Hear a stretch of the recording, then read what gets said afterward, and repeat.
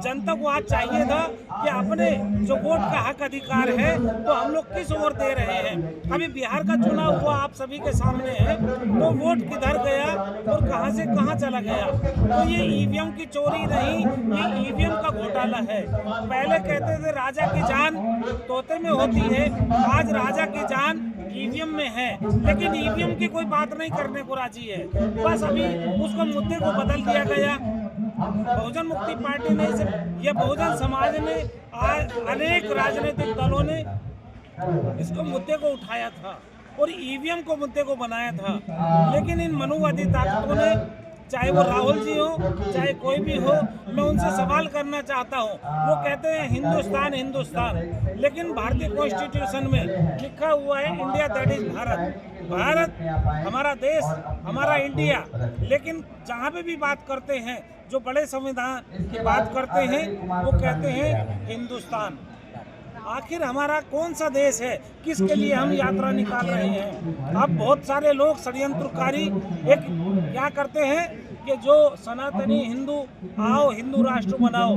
अरे भाई, मैं पूछता हूँ तो इंडिया बनाने के लिए, भारत बनाने के लिए, अखंड भारत बनाने के लिए हमारे महापुरुषों ने जो बलिदान दिया, अपनी जान गंवा दी, शहीद हो गए, बड़े बड़े हमारे जवान बच्चे, हमारे साथी वो शहीद हो गए, फांसियों पर लटक गए। क्या इस देश के लिए या आने वाले कौन से देश के लिए, कौन सा समाज है, कौन से संवैधानिक यदि बात करते हैं तो SC ST की बात करो, माइनॉरिटीज की बात करो, OBC की बात करो, इस अखंड भारत की बात करो। मैं कहता हूँ इधर उधर की बात ना करके आप भारत की बात करो, इंडिया की बात करो। आज हमारे देश में शिक्षा का देखिए क्या स्तर है। ये शिक्षा की बात करने के लिए, शिक्षा हमारा देश, हमारा समाज किस चीज से चलेगा, मैं सवाल करता हूँ। हमारा देश आज जो बाबा भीमराव अम्बेडकर साहब ने कहा था, क्या संविधान की बात कही थी कि वो संवैधानिक पदों पर बैठ करके शिक्षा को खत्म कर रहे हैं, क्या उनकी बात कर रहे हैं। मैं पूछना चाहता हूँ आप सभी से, आने वाली हमारी जनता से, हमारे जो समाज में आज मीडिया इतना एक सुरक्षा कर्मी बना हुआ है, जो सुरक्षा कवच है देश का, लेकिन वो बात किसके लिए कर रहा है। धर्मवाद की नीति ना अपनाए, हम लोग अपने देश को अखंड भारत बनाने के लिए संकल्प ले, अपने समाज को जोड़ने का काम करें, तोड़ने का काम नहीं करें। यदि कोई तोड़ने का काम करता है तो उसको हम लोग जनता ही सजा दे, उसको पकड़ करके। बच्चे हमारे पढ़ रहे थे जामिया में और उनको न्याय नहीं मिल रहा है 5 साल से, क्या उनकी जमानत नहीं होनी चाहिए। जो आज बाबा बन करके, पाखंडी कर करके वो बलात्कार करते हैं, उनकी जब जमानत हो जाती है, जो अपने देश की, अपने समाज की कोई बात करता है, अपने समाज के लिए लड़ता है, क्या उनको न्याय नहीं मिलना चाहिए। उनको न्याय मिलना चाहिए, उनको भी जमानत मिलनी चाहिए। मैं यही संदेश देता हूँ कि हमें अपने समाज को जोड़ने के लिए न्याय व्यवस्था को कायम करना। हर 26 नवंबर को यहाँ संविधान दिन मनाते आए हैं। उसी के तहत आज का भी दिन हम यहाँ मनाने जा रहे हैं और हमारे साथ में विभिन्न संगठन हैं।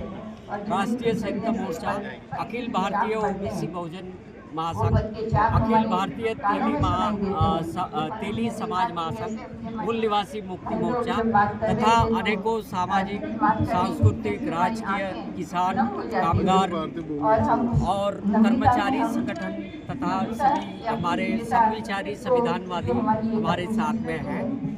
हम हर साल ज्ञापन देते आए हैं, जो देश में भारतीय संविधान की 75 साल, भारतीय संविधान को 75 साल होने के बावजूद भी हमारे देश का भारतीय संविधान अभी तक अमल नहीं होने के कारण इस देश के दबे कुचले, पीड़ित, शोषित, दलित, आदिवासी, गरीब लोग पीड़ित हैं। अगर भारतीय संविधान की अमल बजावनी हो जाती इन 75 सालों में, तो ये यकीनन हमारा भारत सोने की चिड़िया का देश बन जाता।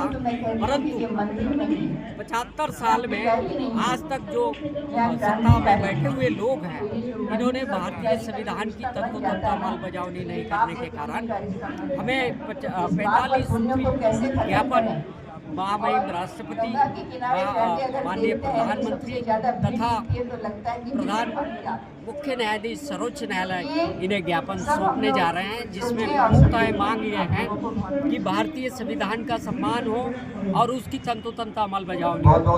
हमारे देश का, इस प्लेनेट का सबसे बड़ा संसदीय लोकतंत्र है, परंतु हमारे देश में हर रोज भारतीय संवैधानिक लोकतंत्र की हत्या की जा रही है और ईवीएम के माध्यम से जो ईवीएम सेट करके जो वोटों की चोरी हो गई है, ये वोटों की चोरी बंद करा के ईवीएम को तत्काल बैन करा के बैलेट पेपर से इलेक्शन होने चाहिए, ताकि हम जो इस देश के नागरिक हैं हमारे वोट की चोरी ना हो।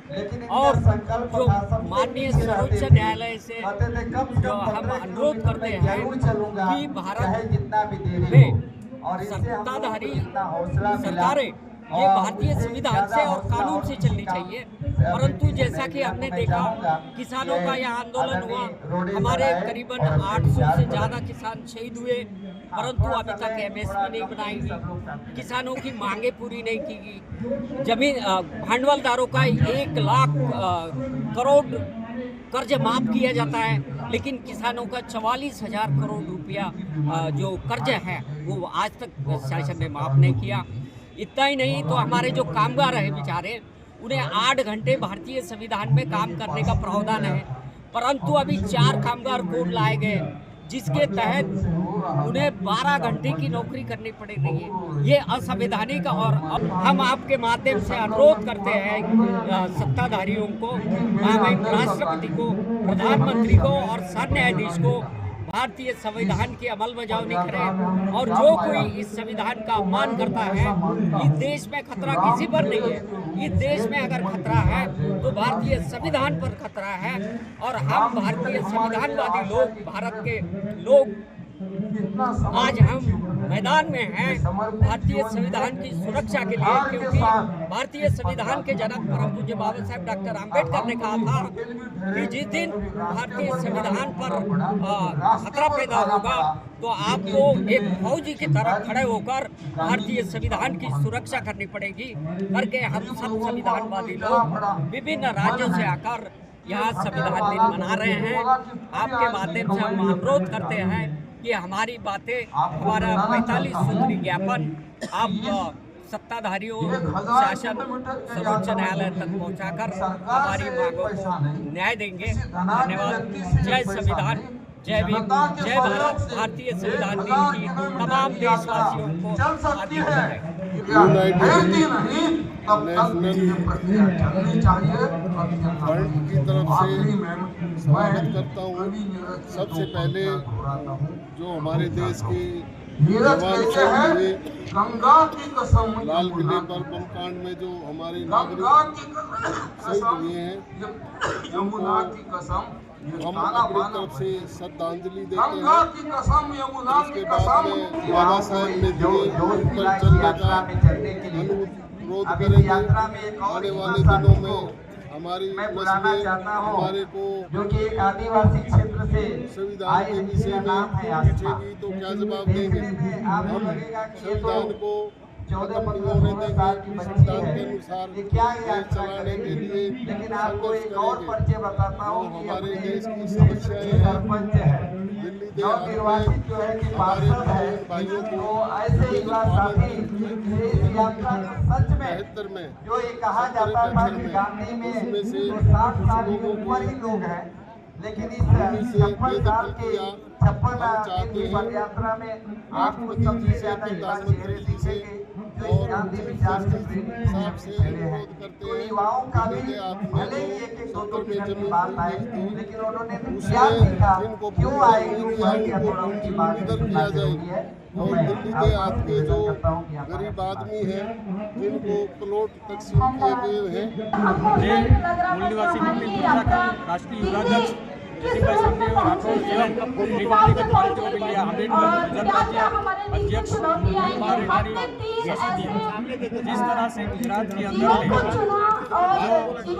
SC/ST ओबीसी को जो हालत आज कठिनों का सामना करना पड़ता है, इस हिसाब से सरकार निष्फल गई है। जहाँ किसानों का मुद्दा है, जहाँ दलित पिछड़ों का मुद्दा है, आदिवासियों का मुद्दा है, इसमें कहीं ना कहीं सरकार खामोश बैठी हुई है। लेकिन जो शिक्षण की बात करेंगे, शिक्षण में रोजगारी की बात करेंगे, मजदूरों की बात करेंगे, तो वहाँ गुजरात के अंदर में काफ़ी सरकार निष्फल गई है। इसीलिए आपके माध्यम से और मीडिया के माध्यम से सरकार को ये भी कहना चाहता हूँ, गुजरात सरकार को कि आने वाले दिनों, आने वाले सालों में अगर यूनिवर्सिटी मुक्ता भारत संयुक्त मोर्चा एवं जनता पार्टी के साथ में हम गुजरात के अंदर में 10-15 दिन के लिए मुद्दत देंगे, नहीं तो आने वाले दिनों में हम धरना प्रदर्शन करने की जरूरत पड़ेगी। जय हिंद।